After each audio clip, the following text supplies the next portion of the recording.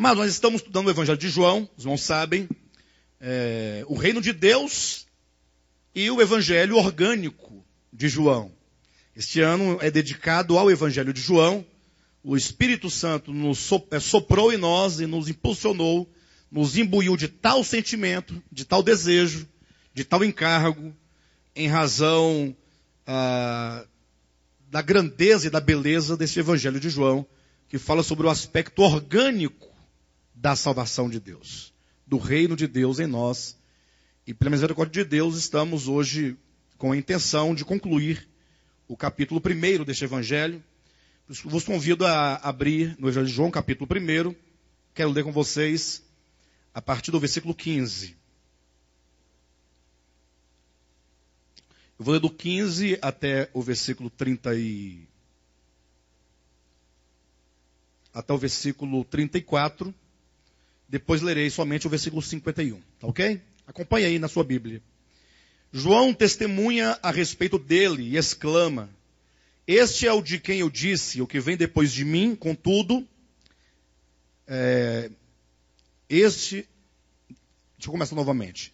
João testemunha a respeito dele e exclama: este é o de quem eu disse, o que vem depois de mim tem, contudo, a primazia, porquanto já existia antes de mim.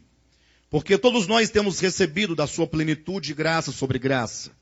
Porque a lei foi dada por intermédio de Moisés, a graça e a verdade vieram por intermédio de Jesus Cristo. Ninguém jamais viu a Deus, o Deus unigênito que está no seio do Pai é quem o revelou. Este foi o testemunho de João, quando os judeus lhe enviaram de Jerusalém sacerdotes e levitas para lhe perguntarem: quem és tu? Ele confessou e não negou. Confessou: eu não sou o Cristo. Então lhe perguntaram: quem és, pois? És tu Elias? Ele disse: não sou. És tu o profeta? Respondeu: não. Disseram-lhe, pois, declara-nos quem és, para que demos resposta àqueles que nos enviaram. Que dizes a respeito de ti mesmo? Então ele respondeu: eu sou a voz do que clama no deserto.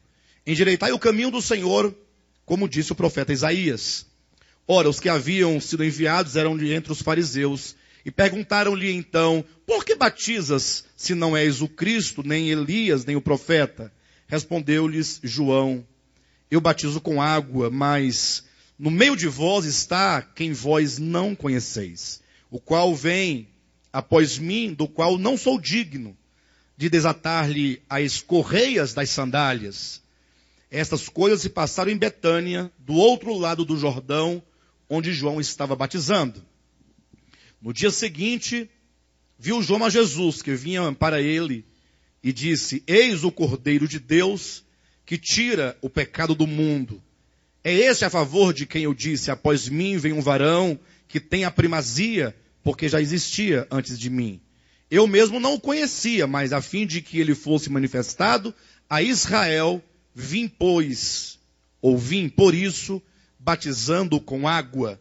E João testemunhou, dizendo: vi o Espírito descer do céu como pomba e pousar sobre ele. Eu não o conhecia. Aquele, porém, que me enviou a batizar com água, me disse: aquele sobre quem vires descer e pousar o Espírito, esse é o que batiza com o Espírito Santo. Pois eu, de fato, vi e tenho testificado que ele é o Filho de Deus. Versículo 51. E acrescentou: em verdade vos digo que vereis o céu aberto e os anjos de Deus subindo e descendo sobre o Filho do Homem. Amém? Queridos, é sempre importante nós olharmos a Escritura como um todo. Não sei se os irmãos sabem, a maioria deve saber disso, que a divisão da Escritura, ou que seja, dos livros da Bíblia, essa divisão em capítulos e versículos, isso foi feito posteriormente, já bem quase no finalzinho da Idade Média, ou talvez um pouquinho antes, século XI, ou século XII, algo nesse sentido. Mas o fato é que não havia, certamente, essa divisão em capítulos e versículos, que eu, particularmente, julgo ter algum valor, no sentido de que quando alguém quer encontrar algum texto, de maneira específica, ele pode referenciar capítulo tal, versículo tal. Entretanto, corre-se o risco de, em razão dessa divisão, em capítulos e versículos, as pessoas isolarem o versículo, ou aquela fala daquele versículo, do seu todo.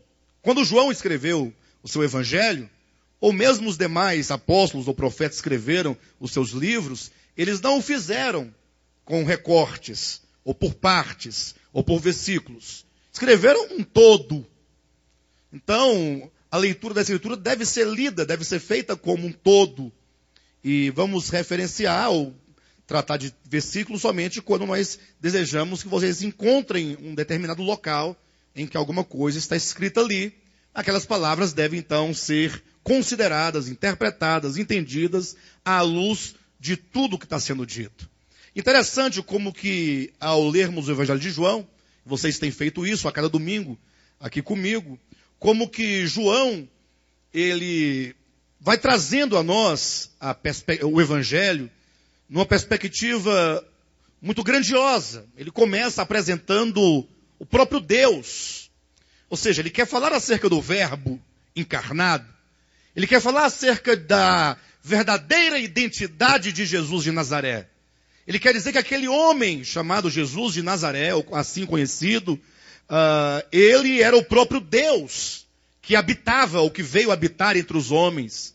Ele quer dizer que Deus se fez carne e que andou entre os homens a fim de iluminar-lhes o entendimento, iluminar-lhes o coração, a fim de fazê-los ver quem eles eram e fazer com que eles vissem quem Deus é. Por isso que João, ele começa o evangelho remetendo às eras da eternidade, quando ele diz: no princípio era o Verbo, e o Verbo estava com Deus, e o Verbo era Deus. E ele diz então que esse Verbo, que é Deus, se fez carne, diz no versículo 14, e habitou entre nós, cheio de graça e de verdade, e nós vimos a sua glória, glória como do unigênito do Pai. E aí ele começa então a demonstrar esse evangelho, e eu preciso que vocês acompanhem esse meu entendimento, para que vocês entendam exatamente o que nós vamos dizer hoje acerca do testemunho de João Batista. Isso é de grande valor. Inclusive, este ponto que nós vamos tratar hoje tem sido um dos grandes pontos revolucionários que esse ministério tem levantado nesses últimos dias e que tem agitado muito os corações de não poucas pessoas, em razão da grandeza e em razão da gravidade do que essa palavra significa. Então João ele vai dizendo: olha, é preciso que para vocês entenderem o evangelho, vocês considerem algumas coisas. Primeiro, ele começa a enumerar que vocês entendam que o evangelho ele começa com a compreensão de que há um Deus eterno, incriado, infinito, absoluto.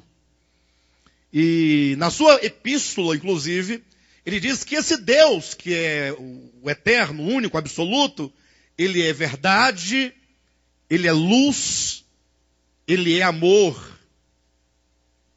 Ou seja, a natureza desse Deus, criador, é a natureza de puro amor, de pura luz, de pura verdade. Em suma, ele vai dizer algo que ninguém disse jamais: que Deus é a vida. A vida. E, portanto, quando ele parte desse princípio do seu evangelho, ele chama a nossa atenção para que nós, para entendermos o evangelho, devemos reconhecer que Deus é o único que é. E que tudo mais, o que quer que seja, seja seres espirituais, seja seres terrenos, seja o que for criado, tudo foi criado por esse Deus. Tudo foi gerado por Ele. Por isso que o Filho encarnado, Jesus Cristo, nos ensina a chamá-lo de Pai. E nos diz que nós a ninguém devemos chamar de Pai. Ele chama a atenção, o Evangelho precisa retomar as origens. Não há Evangelho compreendido no coração se você não compreender o que é Deus para você. Você pode não concordar, você pode não acreditar, Mas o fato é que você só pode existir nele.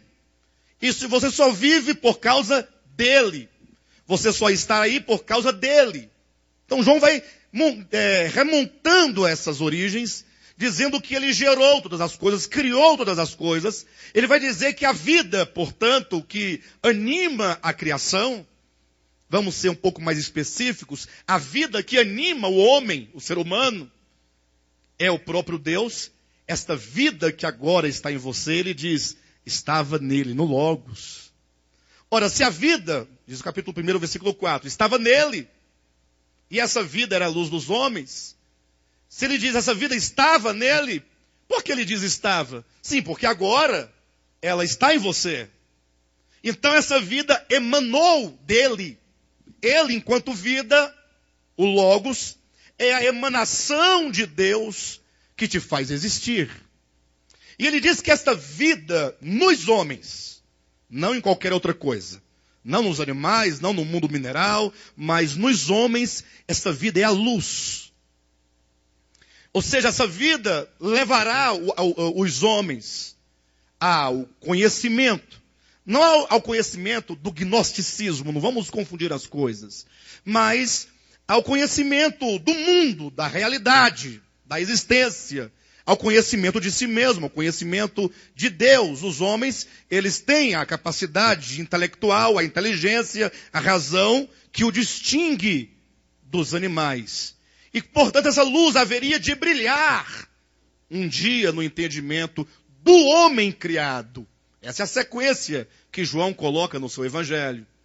Ele diz, entretanto, que quando essa luz brilhou no homem, quando o homem, atenção, atingiu ou transitou do estágio da inconsciência para o estágio da consciência. Pastor, e houve esse momento? Pensei que o homem já tinha sido criado com consciência. Não, mas lembrem-se lá do texto de Moisés, das duas árvores. Uma delas chamava-se a árvore do conhecimento. Olha, do bem e do mal. No momento que o homem comesse daquele fruto, ele transitaria do estágio da inconsciência, do não saber discernir o bem e o mal, para o estágio do discernimento, do conhecimento do bem e do mal. Alguém pergunta, mas Deus não proibiu, pastor, o homem de comer o fruto? Ou seja, então Deus queria manter o homem no estágio da sua ignorância? Certamente que não. Vamos atentar exatamente para a palavra hebraica que está lá, no hebraico bíblico, em Gênesis capítulo 2, 17. Não há a proibição de que o homem comesse do fruto, mas a palavra, ela vem a significar, uma vez que o homem adquirisse esse entendimento, esse conhecimento, o homem não deveria tomar esse conhecimento como seu alimento diário. O homem não deveria agora olhar para si e falar assim, poxa, eu sou um ser inteligente, agora querer viver por si mesmo, querer viver a sua vida humana como se o próprio homem, em razão deste conhecimento que ele possui, porque o faz maior do que os animais, ele o faz ver que ele é superior nesta criação. Deus não queria que este homem vivesse por meio deste conhecimento. A grande razão disso, ou melhor, nós podemos entender melhor isso quando o próprio Cristo, nós veremos isso em João capítulo 6, ele declara, olha, assim como o Pai que vive me enviou, e eu igualmente vivo pelo Pai, olha o que ele está dizendo, eu vivo pelo Pai. Assim, quem de mim se alimenta, por mim viverá. Então Deus queria que o homem, ao adquirir esse discernimento, tomasse dessa sua liberdade, a qual Deus lhe deu, para escolher viver por meio do Filho, por meio do Logos, por meio da vida, viver por meio de Deus. Mas o que ocorre, ou o que ocorreu, foi exatamente o oposto disso. O homem, ao tomar conhecimento de si mesmo, passou a viver por meio do seu próprio orgulho, do seu ego. O homem caiu, o homem afastou-se de Deus. Falamos muito isso nas últimas reuniões. Daí então entrou a morte no mundo. Foi aí que Deus enviou a própria vida encarnada. Ele veio. E quando ele vem agora, encontra um problema. Vamos pensar esse problema nessa noite. Porque esse problema não é um problema no tempo de Jesus. É um problema no nosso tempo também. E sobretudo no nosso tempo. A questão é que uma vez que o homem criado, cuja vida era Deus, ou de cuja vida participava, era o próprio Deus, nele. E ele deveria viver por meio desta vida, viver por meio de Deus. Esse homem, então, ao negar-se seguir a Deus, ao rejeitar a vida, não compreender a luz, ao decidir viver por si mesmo, o homem se envolveu em muitas misérias. O mundo entrou num processo de degradação, não somente da natureza das coisas, mas, sobretudo, uma degradação humana. O homem foi se tornando e se demonstrando mal, perverso. Quando você lê Gênesis, a partir do capítulo 3, que narra a queda, logo você vai ver uma série de coisas e de consequências que surgem em razão da presença do pecado, das trevas. Caim mata Abel, manifestação de um coração afastado de Deus. Depois Lameque toma para si 2 esposas e diz assim para uma delas: olha, eu matei um homem porque ele pisou no meu pé.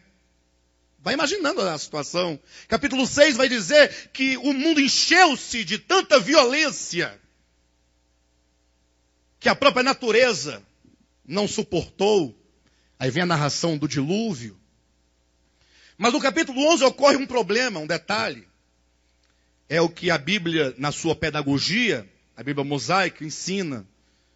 O homem não somente passou a sofrer um tanto de consequências em razão do pecado, como este homem, porque ele foi criado por Deus, porque ele tem necessidade de Deus, afinal ele é criado à imagem e semelhança de Deus, esse homem agora cria a religião. A Torre de Babel, simbolicamente, é o princípio, ali eu falo simbolicamente, tá? Representa a invenção humana da religião. Embora o termo religião seja um termo bom em si mesmo, que vem do latim, né? Religar, e mesmo do grego significa religar, o que seria uma ideia muito boa, né? Ligar o homem de volta à origem, à fonte, seria trazer o homem de volta a Deus. Tiago, inclusive, vai usar na sua epístola essa palavra. Ele diz, olha, a verdadeira religião é aquela que assiste. Não, eu acho que eu estou colocando de maneira equivocada. Ou poderia gerar um entendimento equivocado. A verdadeira religião consiste em, não é aquela que. Logo aquela que, você cria um monstro de religião, desde que ela assista aos pobres e viúvas, mas não é isso que o texto diz. Mas a verdadeira religião consiste em você assistir, socorrer órfãos, os órfãos e as viúvas nas suas necessidades. Ou seja, a palavra em si é boa, religar. Somente o homem religado a Deus, o homem que retornou a Deus, que se reconciliou a Deus, é que agora, porque ele está tomado do conceito, do entendimento, da vida, do Espírito de Deus, é que agora ele se compadece, portanto, do outro. É o pensamento de Tiago. O problema é que quando se fala da religião que os homens criaram, e esse é o grande problema, é que o homem, na busca de solucionar os seus problemas, o problema da culpa, do pecado, das misérias, agora o homem ele vai criar um sistema de ritos. Ele vai estabelecer um estatuto moral, comportamental, ético.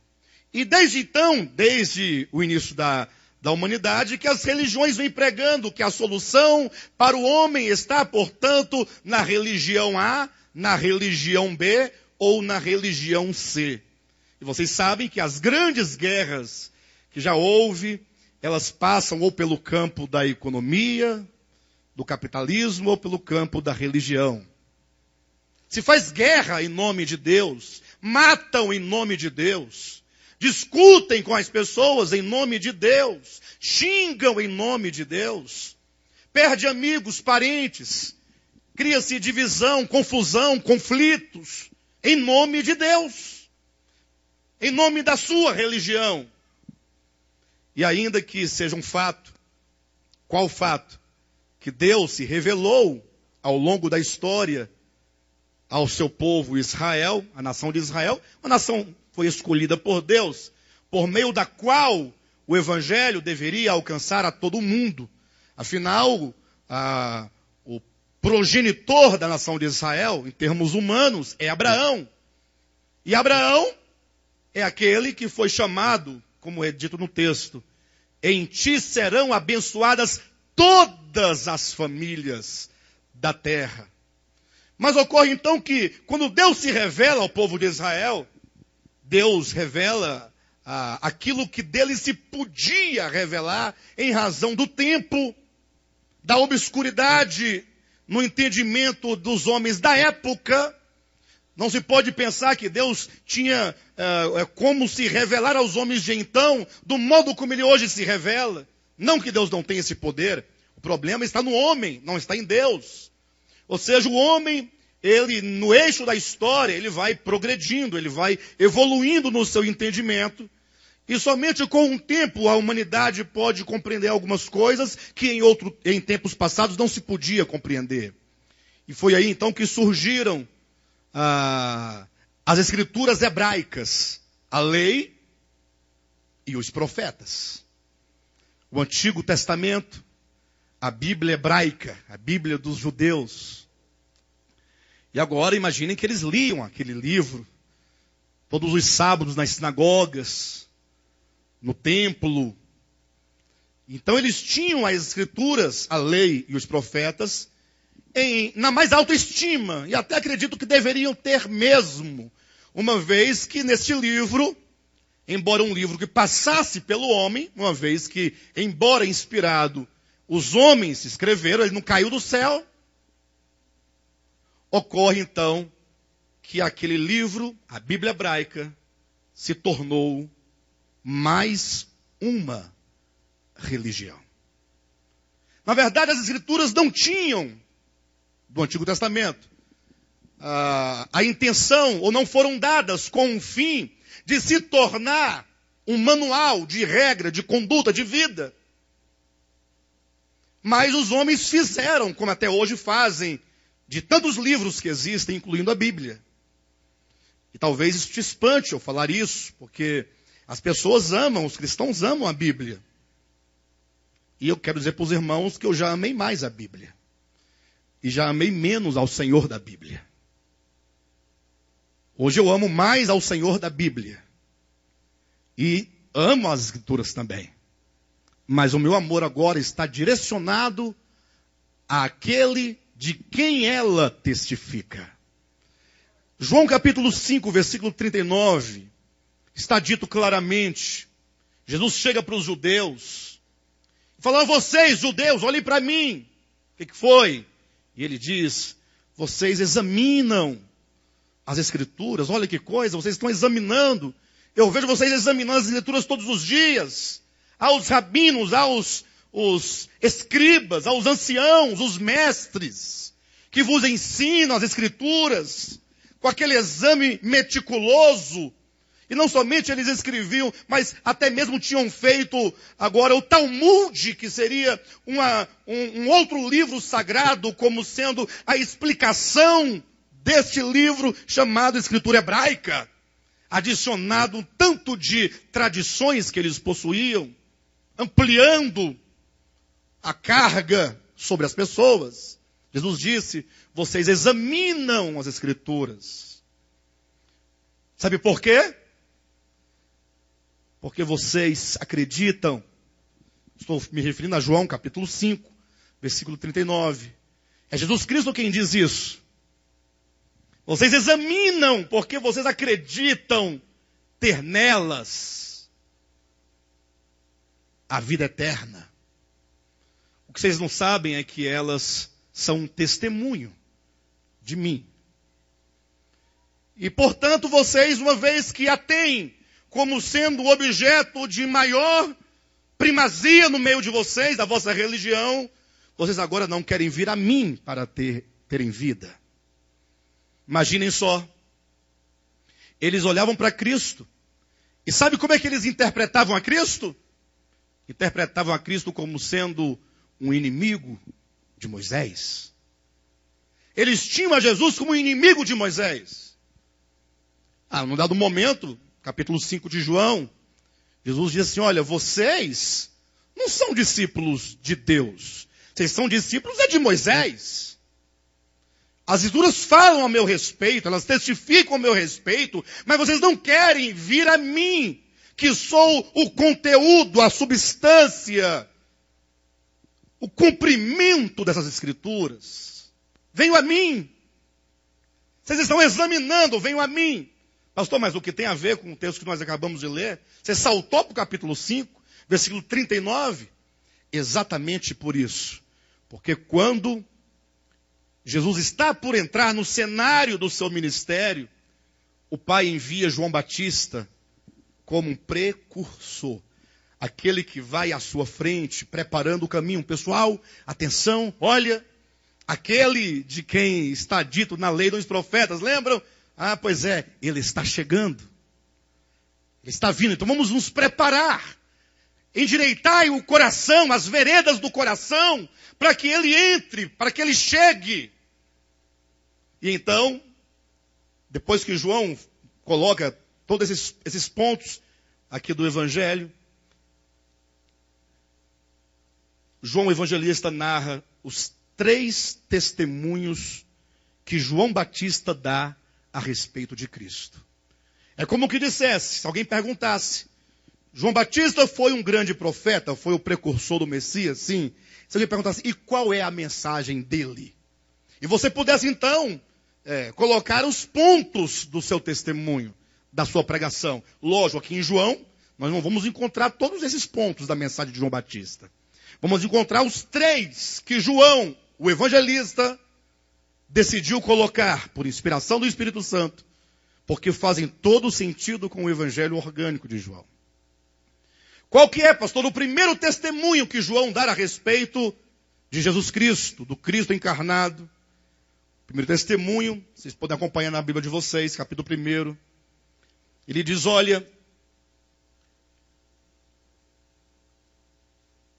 este é o de quem eu disse, versículo 15, o que vem depois de mim tem contudo a primazia, porquanto já existia antes de mim. Olha o que ele está dizendo. O que vem depois de mim.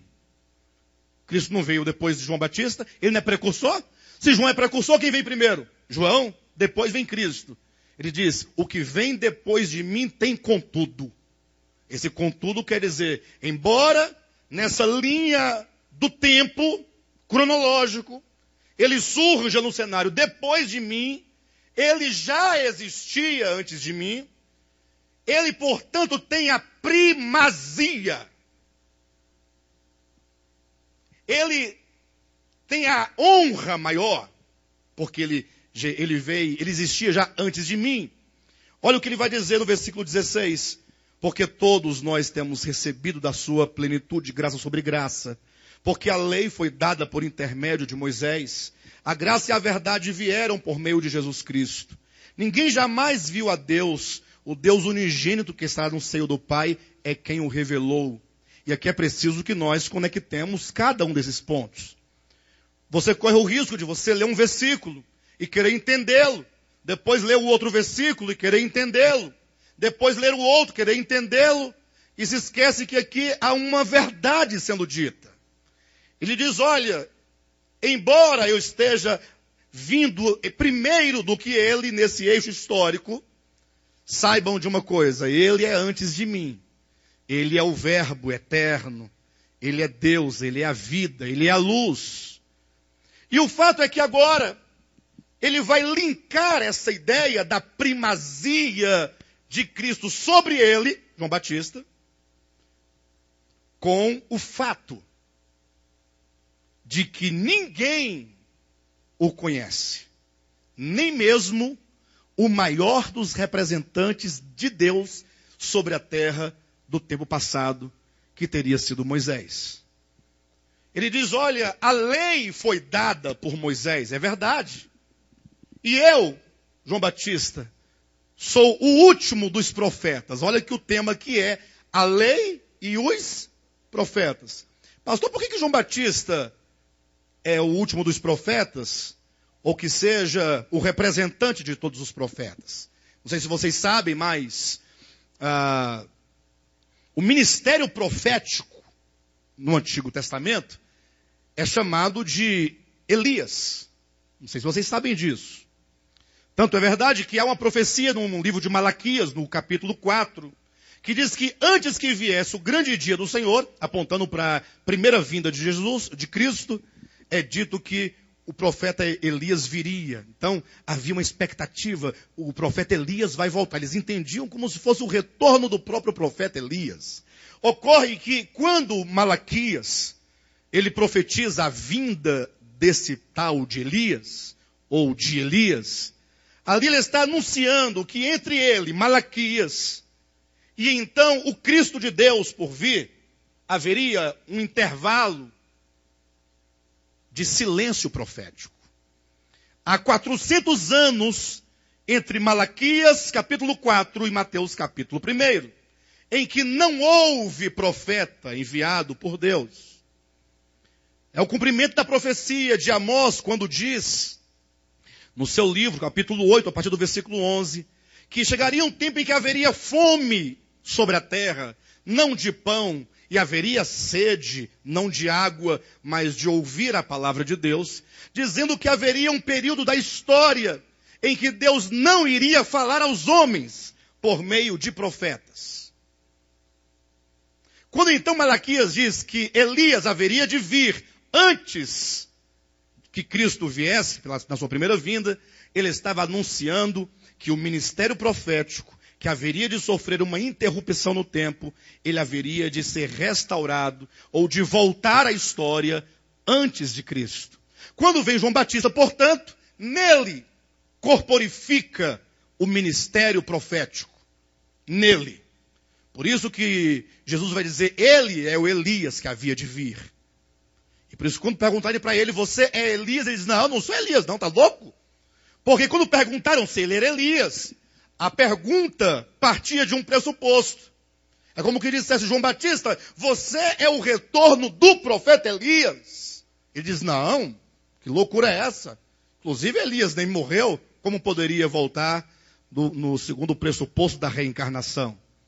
Agora, o fato é que quando Jesus disse, no capítulo 11 de Mateus, ele é o Elias que havia de vir, ele quer dizer, nele se corporifica, nele se manifesta o ministério dos profetas. Eu digo isso com todo embasamento, haja vista que quando Cristo estava lá no Monte das Oliveiras, no Monte da Transfiguração, muito obrigado, Monte Tabor, inclusive, é dito que apareceram Elias e Moisés ao lado dele, quando então uma voz do céu disse, olha, este é o meu filho amado, apontando para Cristo, ali no estado, no momento de glória, que emanou dele. Este é o meu filho amado, a quem eu me comprazo, a quem eu amo, a ele ouvir, não a Moisés e a Elias, isto é, não a lei e aos profetas. Portanto, quando aqui João Batista começa o seu testemunho, ele diz, olha, para vocês entenderem acerca do Cristo de Deus, vocês têm que começar entendendo o seguinte, que eu, enquanto aquele que resgata o ministério profético, em quem o ministério profético se manifesta, saiba, ele, aquele de quem eu testemunho, ele é maior do que eu. É o ministério profético de todo o Antigo Testamento, na pessoa de João Batista, dizendo para os judeus, não olhem para os profetas do Antigo Testamento, agora vocês devem olhar para aquele que tem a primazia, porque ele é antes dos profetas. Ele é superior aos profetas. Os profetas foram canais por meio dos quais Deus anunciou essa pessoa bendita, que é eterna, que é o próprio Deus. E ele continua dizendo, inclusive, vocês também não têm somente os profetas, vocês também têm a lei. E a lei foi dada por intermédio de Moisés. Vejam que ele coloca tanto a lei quanto os profetas. Ele chama a atenção dos judeus para a sua Bíblia hebraica de então. Vocês imaginem naquele tempo, você nascido naquele tempo, você é um judeu, ou uma judia, que seja um hebreu, uma hebreia. Aí desde pequenininho, sua mamãezinha já te dava um pergaminho, um livrinho da lei, dos profetas. E você ia todos os sábados para a escola sabatina, fazer a leitura da lei dos profetas. E com o tempo, foi se perdendo naquelas reuniões dos judeus a ideia do significado daquelas escrituras. Foi se perdendo. Ou seja, ao invés das escrituras estarem ali servindo para dizer, olha, aqui está dito que ele virá, que a salvação virá, que o Messias virá. Aqui nós podemos ver que há profecias que apontam para ele, há figuras que apontam para ele, há sombras que falam acerca dele. Não. Foi se perdendo o sentido. E eles foram se apegando às escrituras hebraicas como sendo o manual da conduta, da ética, da salvação deles. Aí João Batista, no seu testemunho, diz, olha, vocês vão perceber no segundo testemunho, algumas pessoas vão questioná-lo, dizendo, quem você é? Você é Elias? Você é um profeta? Quem você é? Ele fala assim, eu sou a voz do que clama no deserto. Ou seja, é a voz profética. É Deus anunciando às pessoas, olha, a salvação está chegando, a salvação está vindo. De sorte então que fica muito claro o fato de que João Batista, ele tem como premissa do seu ministério, do seu testemunho, anunciar que a lei não pode dar o conhecimento de Deus. Esse é um primeiro ponto. Leia na sua Bíblia, João capítulo 1, versículo 17 e 18. Porque a lei foi dada por intermédio de Moisés. A graça e a verdade vieram por meio de Jesus Cristo. Ninguém jamais viu a Deus, o Deus unigênito, que está no seio do Pai, é quem o revelou. Ora, se a lei foi dada por Moisés, e ninguém jamais viu a Deus, como é que a lei podia revelar um Deus a quem ninguém viu? Moisés deu a lei, mas o próprio Moisés está incluído dentro deste ninguém jamais. Ou não está? Pastor, então qual é o papel da lei? Qual é a razão da lei? Simples. Revelar o que é o homem. A lei veio exatamente para mostrar que o homem se afastou de Deus, que, portanto, no seu coração, a maldade, a perversidade. A lei veio para colocar todos os homens debaixo da condenação. O fato é que o homem, ele está condenado em razão dos seus pecados, do seu afastamento de Deus. E a lei vem para fazer esse papel. Romanos capítulo 3, versículo 20, diz que a lei foi dada para que toda boca se cale diante de Deus. Que em todo o mundo ninguém se arrogue que seja bom, que é justo, que é puro, que é santo. A lei vem mostrar a condição humana. Nesse sentido, a lei é boa, porque ela traz ao homem daquele tempo, traz um padrão que homem algum é capaz de cumprir. Não há homem sobre a terra capaz de viver de maneira legítima, de acordo com a lei. Por isso o capítulo 7 de Romanos testifica claramente, falando desse homem da lei, esse homem que quer viver por meio da lei, esse homem que quer agradar a Deus por intermédio da lei. Ele diz, olha, até que a minha mente iluminada pela revelação que de Deus se pôde ter no tempo da lei, até que da vontade de viver cumprindo a lei. O fato é que quando eu tento, eu vejo nos meus membros outra lei, que guerreando contra a lei da minha consciência, me faz prisioneiro do pecado, da lei do pecado e da morte. Então veja que a lei dada por Moisés não tinha o intuito de trazer vida para o homem. Não tinha o intuito de dizer, olha, se você cumprir este ou aquele mandamento, a sua vida estará resolvida com Deus. Não, isso não é verdade. Você pode mudar a sua alimentação, você pode mudar suas roupas, você pode mudar seus costumes, mas somente o Logos de Deus, somente o Cristo de Deus é que pode, de fato, nos reconciliar com Deus.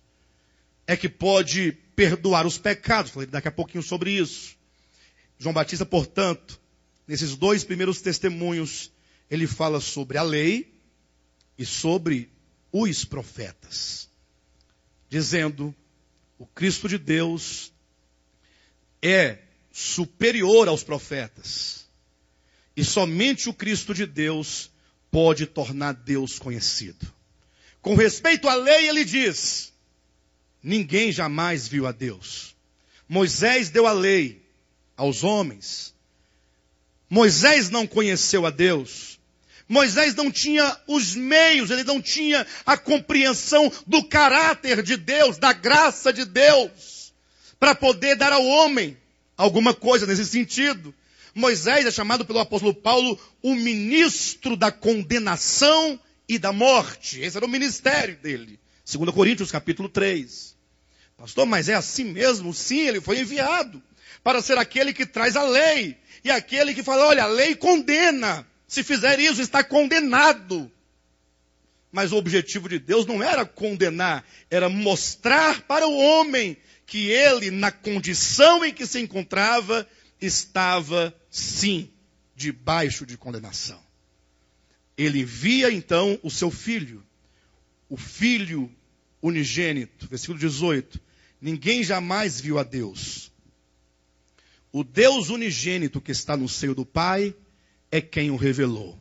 E aí se faz nítida diferença entre, de um lado, a lei e os profetas.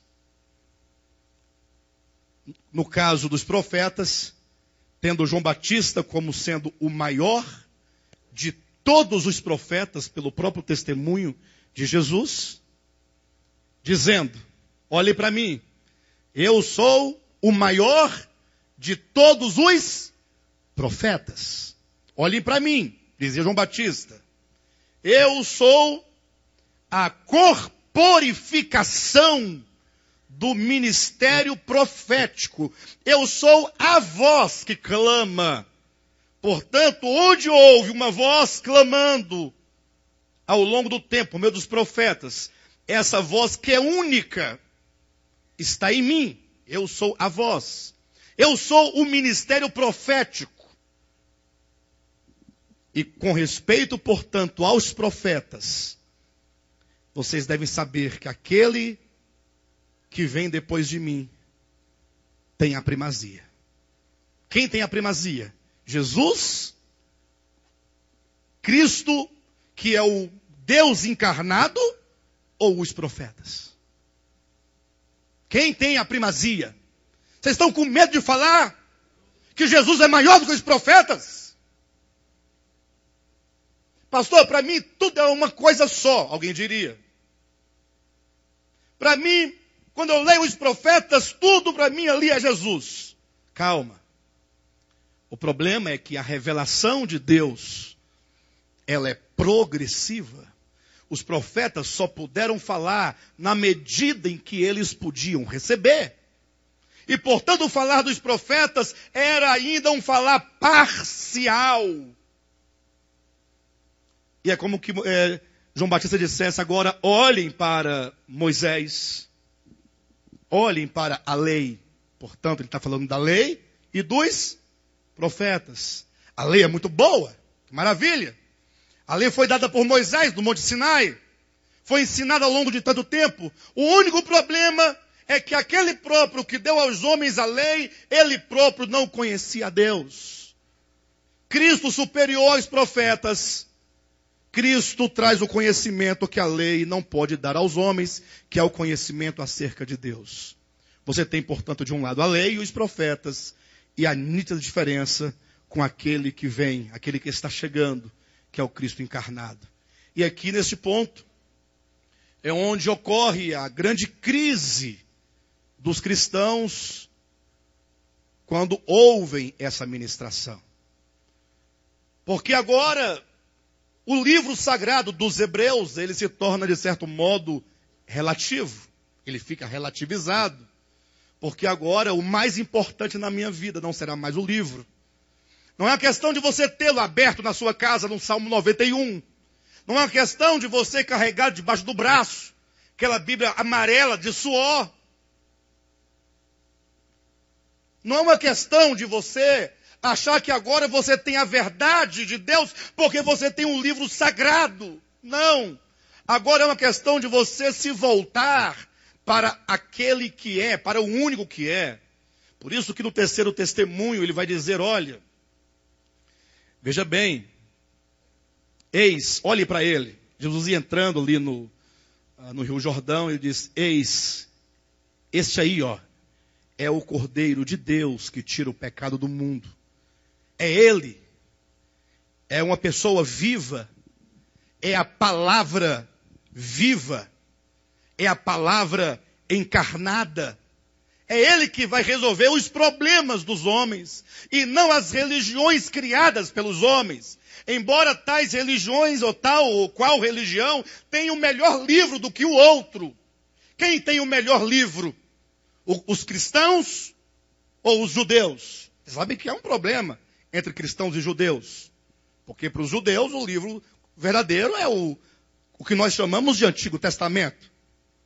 Os judeus ortodoxos que até hoje trazem. Os cristãos dizem, não, o Novo Testamento. Aí junta todo mundo agora, hebreus e cristãos, e monta uma frente forte, porque agora juntou os dois testamentos, para dizer quem tem livro melhor do que a lei, os profetas e os evangelhos, epístolas e apocalipse. Seriam os muçulmanos que têm o Alcorão. Quem tem o melhor livro? Os hindus? Os budistas? Quem, pastor Josué? Tem o melhor livro? Pastor, você está nivelando tudo. Eu quero dizer que a salvação é uma pessoa. Não temos que disputar o livro melhor.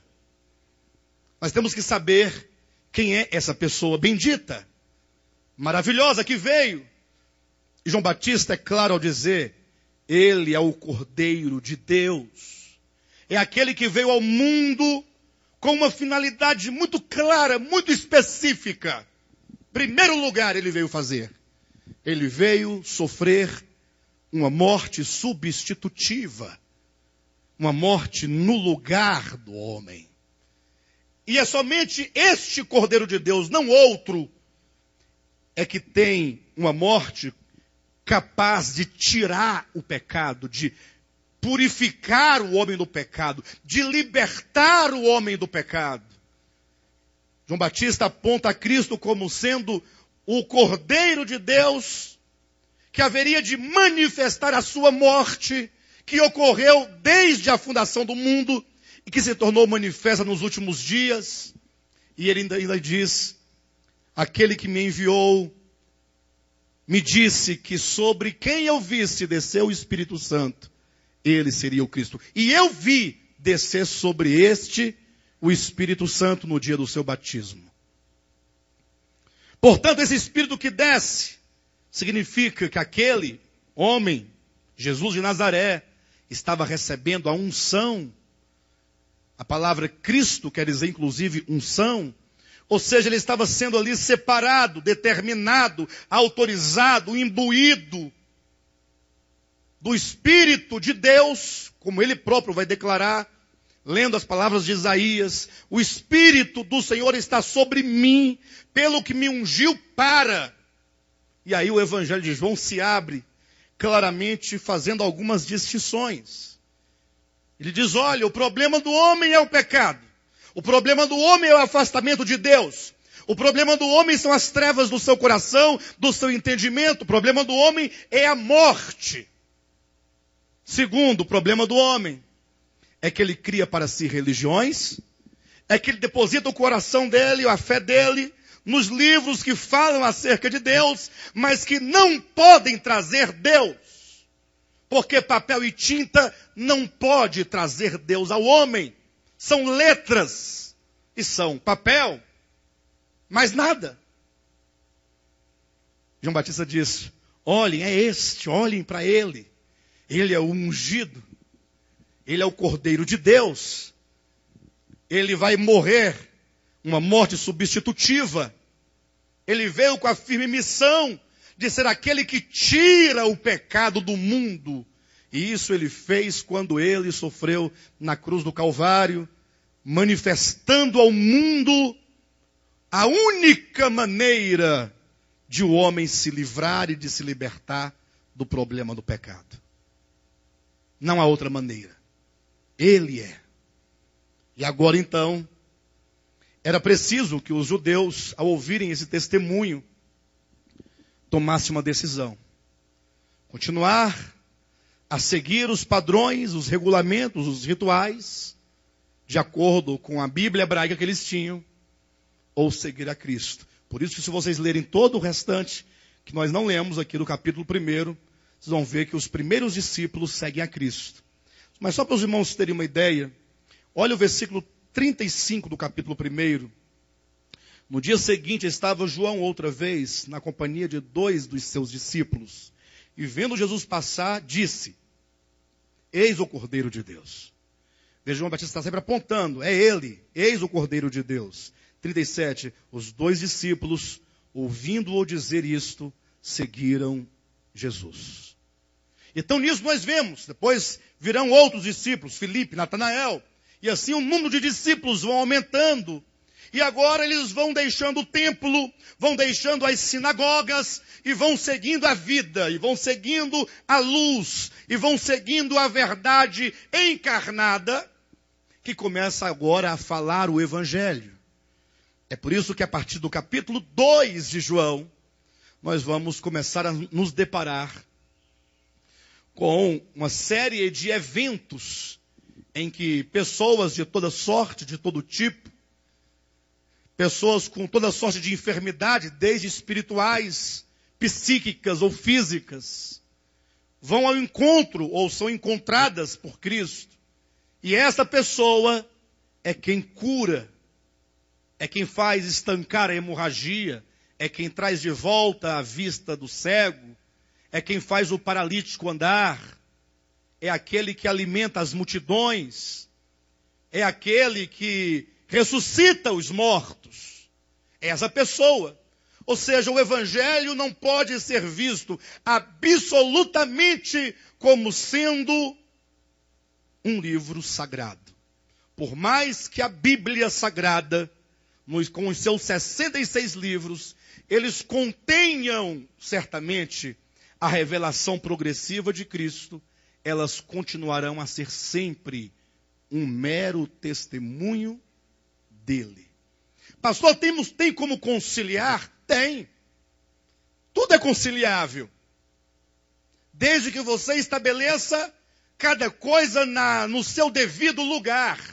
A Escritura não pode ocupar o lugar de Cristo. E muito menos, ou tampouco pode ela ocupar um lugar ao lado de Cristo, em paridade com Cristo. Você quer dizer, pastor, que a Escritura está abaixo de Jesus? Obviamente.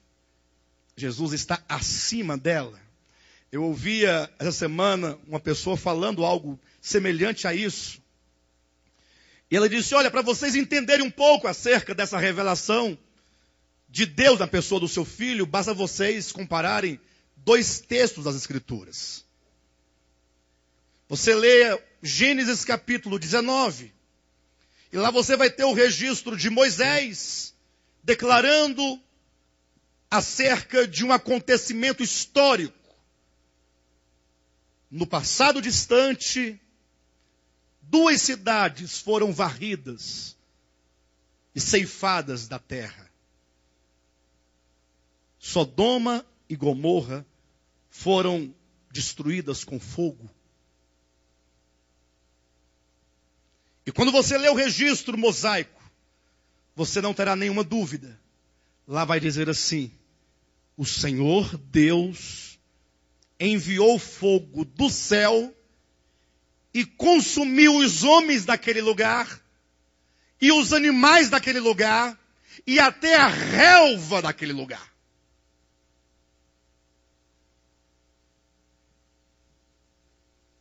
E aí a pessoa dizia: agora você compara isso a um outro texto do Novo Testamento. Quando Jesus Cristo ia entrando numa cidade, ou ia chegando próximo a uma aldeia de samaritanos, ele disse a 2 discípulos: olha, vão à frente e preparem a pousada, porque vai anoitecer, nós temos que descansar e nós vamos seguir para Jerusalém. Vocês sabem que os judeus tinham problema com os samaritanos. E lá foram então Tiago e João, felizes, a aldeia de samaritanos, preparar uma pousada para Jesus e a sua comitiva.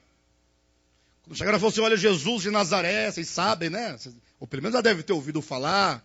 O Messias está indo para Jerusalém e ele passará por aqui amanhã. A expectativa deles é de que os samaritanos arrumassem ali a melhor pousada, afinal, quem estava chegando era o Messias. Os samaritanos falaram assim: vocês não sabem que samaritanos não se dão com judeus? Ou vocês esqueceram que vocês nos excluíram de vocês, quando por ocasião da reconstrução do templo? Pois vai dizer a esse seu Jesus que por aqui ele não passa, muito menos se hospeda em lugar ou aldeia de samaritanos. Mas aquilo ofendeu tanto a Tiago e João, que lá vinham eles: o Jesus, você não acredita. Se eu falar, o senhor não acredita. O que foi? Eles não te deram pousada, você não passa por lá. Eles estão com um problema grave de coração. Aquele velho problema que o Senhor Jesus conhece muito bem. E o Senhor sabe, Jesus, o Senhor como um verdadeiro judeu em carne, você sabe muito bem que eles são impuros. E é de longe o problema que eles têm contra a verdade, contra a Torá, contra o templo. E agora contra ti. Imagina só. Senhor, vamos fazer aqui uma oração forte. Reunindo a minha oração, Tiago, com a oração de João, dos demais discípulos, e a tua, Jesus, então, orando ao Pai para que ele reproduza o mesmo fenômeno que um dia ele fez em Gênesis 19, destruindo a cidade de Sodoma e Gomorra. Vamos varrê-los da face da terra. Samaritano tem que morrer. Ou como diz, samaritano bom é samaritano morto.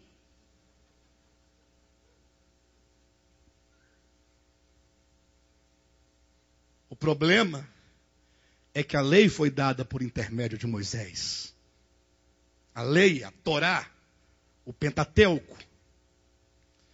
E quando Moisés deu a lei aos homens, ele fazia parte de um grupo enorme de pessoas, como diz, não viu a Deus, não conhecia a Deus, não sabia quem era Deus. É lógico que Moisés, no seu espírito de crente fiel ao Altíssimo, que tinha a lei foi dada, não foi para condenar o homem, a lei não tem o poder de condenar ninguém, a lei foi dada para dizer ao homem que ele está em estado de condenação por causa do seu afastamento de Deus. A lei comunica.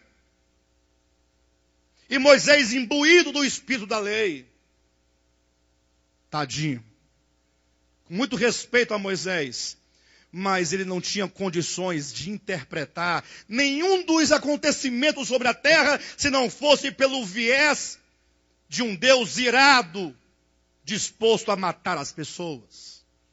Então, na sua limitadíssima visão, ele só podia, quando ele viu aquele fogo consumindo tudo, ou quando daquele fogo ele ouviu dizer, ele só podia conferir a Deus.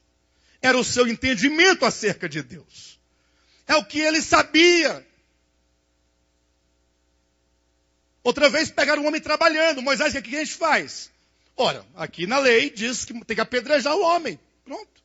Simples, leva para fora da aldeia e taca pedra, apedreja. O próprio Moisés não tinha entendido que a lei tem a finalidade de dizer, não, o problema não é o homem que transgride o sábado, Moisés. Que você quer apedrejar. Não, mas a lei diz, calma, Moisés, respira, Moisés. Entende, Moisés. O problema não é a mulher que foi pega no flagrante ato de adultério, Moisés. O problema não é... O problema é que todos os homens estão numa mesma e única condição. E a lei foi dada para que, quem sabe, vocês olhando para ela, todos vocês não caiam prostrados, começando por Moisés, dizendo, Senhor, se tu não tiveres misericórdia de nós, nós estamos condenados. É só isso. Não é para você achar que você guarda, e agora porque você acha que você guarda, você tem o direito de tacar a primeira pedra, porque eu não sou como aquele. Lembra do fariseu que entrou no templo e orava, Senhor, graças eu te dou, porque eu não sou como aquele. Afinal, eu posso até elencar a ti, ó Altíssimo, quais são os meus atributos e as minhas obras. Dou o dízimo de tudo quanto possuo, tudo quanto tenho. Eu jejum 3 vezes por semana. E o Senhor é testemunha. Porque o Senhor que a tudo vê sabe que eu nem sequer coloco água na minha boca no dia do jejum. Fico com a boca seca, porque o meu jejum é jejum de verdade, de água e pão. Mas havia um outro. E esse outro, coitado, não estava engessado numa religião. E esse outro, coitado, não tinha moral nenhuma para falar nada. Porque ele era um cobrador de imposto. Fazia parte de uma categoria tida pelos judeus como uma das piores que podia haver sobre a terra. Pior que um publicano, somente um samaritano. Aí esse, coitado, não tem o que fazer. Não tem o que falar. Só tem que reconhecer. No mesmo templo, cabeça baixa, afastado dos lugares sagrados, batia no peito, sabia quem ele era e dizia, ser propício a mim, Senhor, que sou um pecador. Moisés não tinha os meios, não é que Deus o privou, não. É a questão da revelação progressiva. E a revelação progressiva não é um capricho divino, é uma necessidade dos homens. Mas e aí, Senhor, vamos ou não vamos fazer a oração para fazer valer a cólera divina? Vamos mostrar para esses samaritanos que quando o Senhor fala, tem que obedecer. Aí Jesus responde, capítulo 9, essa história de Lucas, tá? Os irmãos poderão verificar. Jesus olha nos olhos de Tiago e João e pergunta assim, o que vocês querem fazer mesmo? Que eu não estou entendendo. E eles dizem, sim, orar, para que Deus derrame fogo sobre aquela aldeia. Quando todos aqui na região ouvirem dizer que o seu Pai, o Altíssimo, destruiu aqueles samaritanos com fogo porque não te recebeu, quero ver qual é a cidade que não vai abrir as portas para ti. E Jesus olhando para Tiago e João falou assim, o que é mesmo que vocês querem fazer?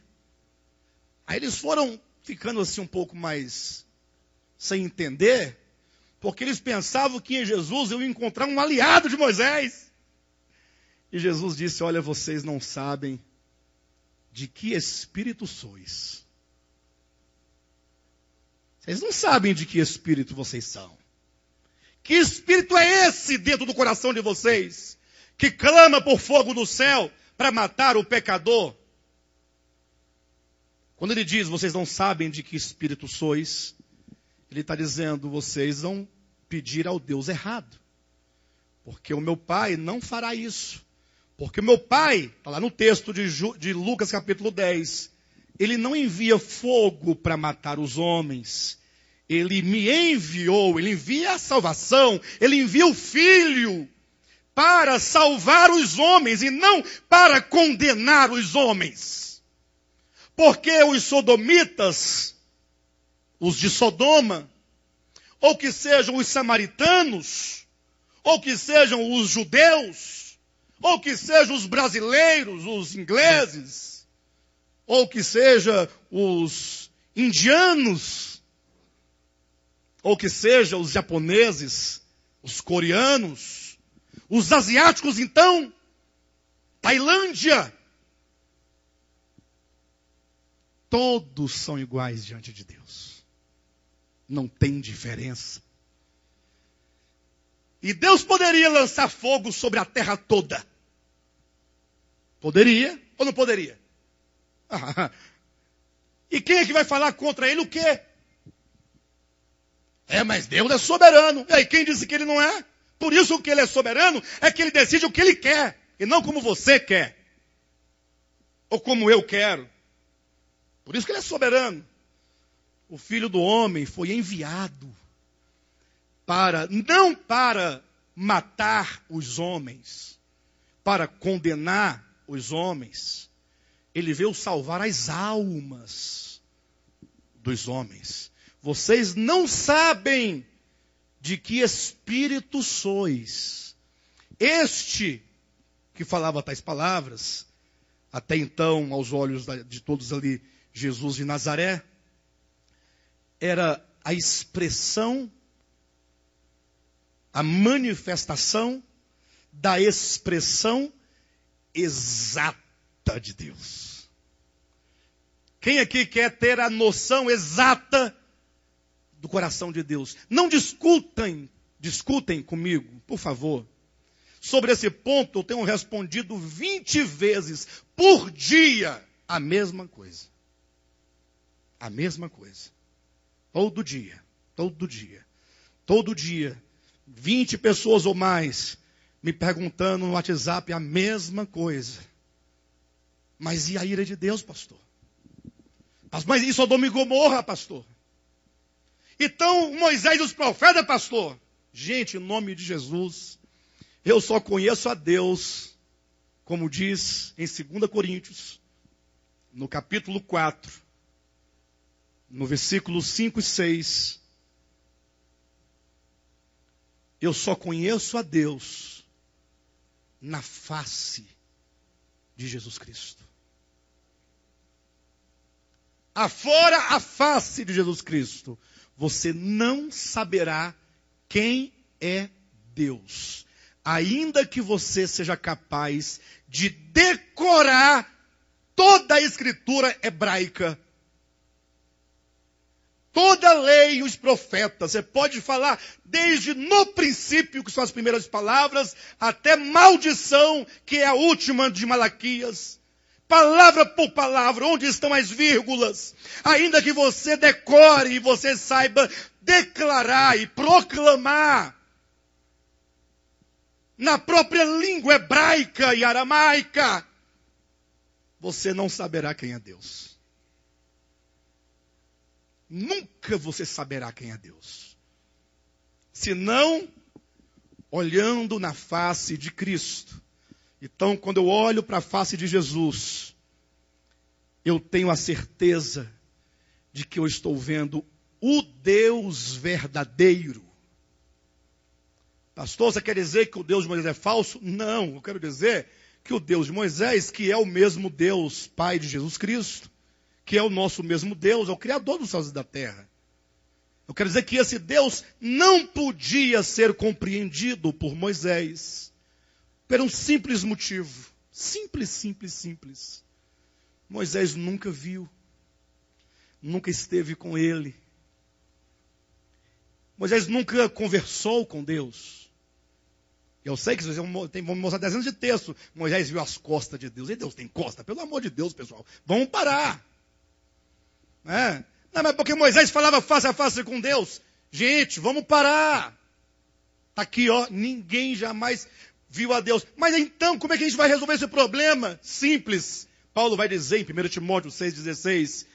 O Deus que habita em luz inacessível. Ou seja, Deus não é acessível aos sentidos humanos. É inacessível. Você não poderá conhecê-lo. Olhos, ouvidos, mãos. O Deus que homem algum jamais viu, nem é capaz de vê-lo. E nem poderia. Ver um objeto é declarar a sua pequenez. E mesmo um objeto tão pequeno como esse gasofilaço à minha frente, eu não consigo vê-lo na sua plenitude, porque eu não estou vendo por dentro dele. E não estou vendo nem mesmo o lado de lá, que só a Lucivânia naquela posição pode ver. Se eu quiser ver o lado de lá, eu vou ter que dar a volta. E ao chegar do lado de lá, não poderei ver do lado de cá. Um simples gasofilácio. Como é que alguém pode ver a Deus? Agora, João Batista diz, ou melhor, só o testemunho dele. Ele diz, o Deus unigênito, olha o que ele está dizendo, o Filho unigênito, ele não diz que está ao lado do Pai, o revelou. Porque até o estar ao lado ainda limita, porque eu ao lado de alguém não sei quem é essa pessoa.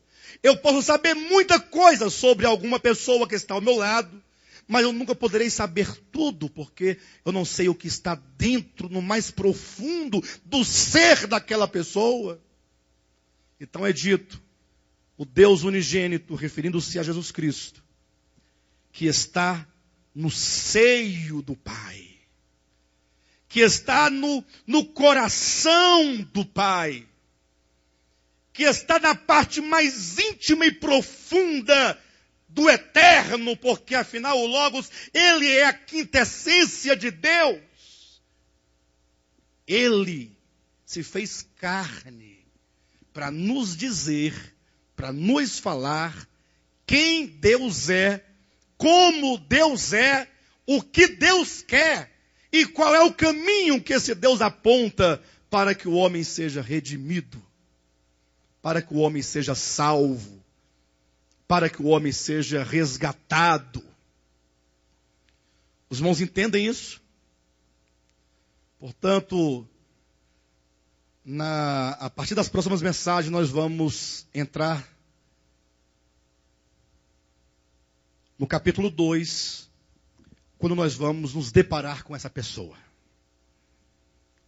Amém? A partir das próximas mensagens nós vamos nos deparar com essa pessoa. Nós vamos conhecer a Deus na face de Cristo.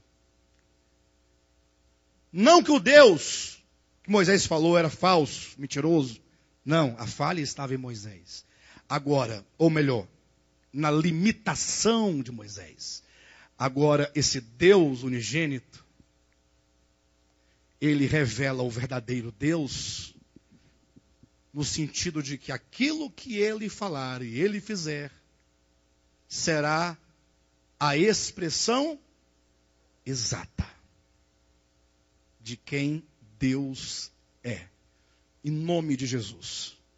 Vamos orar para que essa pessoa bendita nos seja revelada em nosso espírito. Que não sejam meras palavras ou meras histórias, mas em cada episódio em que nos depararmos com essa voz de Cristo falando aos homens, essa mesma voz ecoe dentro de mim e ecoe dentro de você. E quando essa voz ecoar dentro de mim e ecoar também dentro de você, aí você vai experimentar cura, libertação, salvação, redenção. Essa palavra viva vai entrar dentro de nós e vai fazer toda a diferença. Inclusive, essa semana, uma pessoa me desafiou. Fez um desafio. E eu não tomei como um desafio pessoal. Eu tomei como um desafio a Deus. Problema dele, não é meu problema. A pessoa me ouviu falar por mais de 3 horas. Não concordou com o que eu disse acerca de Deus. E para encerrar, ele só me perguntou assim: então, isso aí que você está colocando vai mudar a vida das pessoas? Foi o que foi colocado. Então você está trazendo uma solução para o problema das pessoas? Não é um desafio?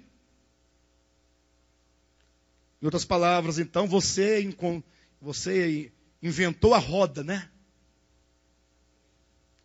Eu sou um mero pregador, que estou junto com vocês contemplando isto que João está dizendo. E que sou alvo, tanto quanto todos vocês, da mesma salvação, da mesma transformação, da mesma mudança. E eu creio, sinceramente, que o evangelho verdadeiro de Deus transforma as pessoas. Eu creio. Quando Paulo diz que o evangelho é o poder de Deus para a salvação de todo aquele que crê, eu acredito. E é esse evangelho que nós vamos ter comunhão durante este ano. Amém?